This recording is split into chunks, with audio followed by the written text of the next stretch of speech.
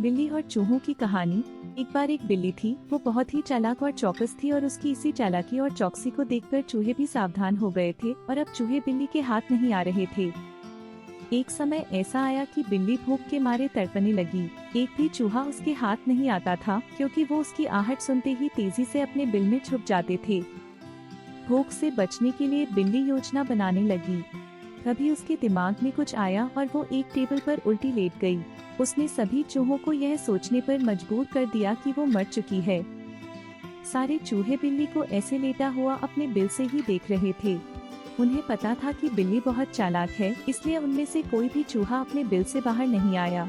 लेकिन बिल्ली भी हार मानने वालों में से नहीं थी। वो बहुत देर तक उसी टेबल पर उल्टी लेटी रही।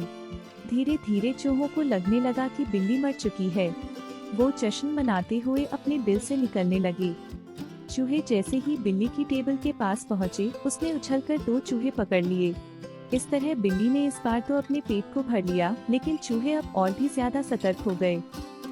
2 चूहे खाने के बाद बिल्ली दोबारा भूख से तड़पने लगी, क्योंकि चूहे अब बिल्कुल भी लापरवाही नहीं बरतना चाहती थे।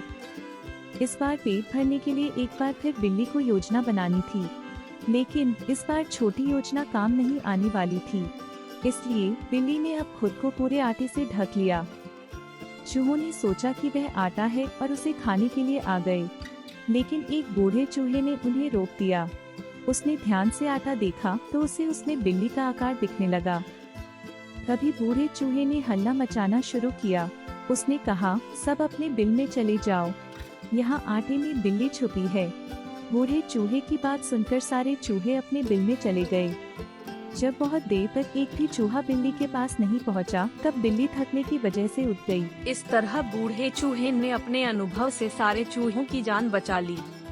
कहानी से सीख।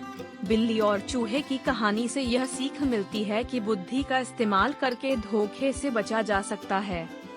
अगर आपको कहानी अच्छी लगी तो चैनल को लाइक और सब्सक्राइब जरूर करें। धन्यवाद।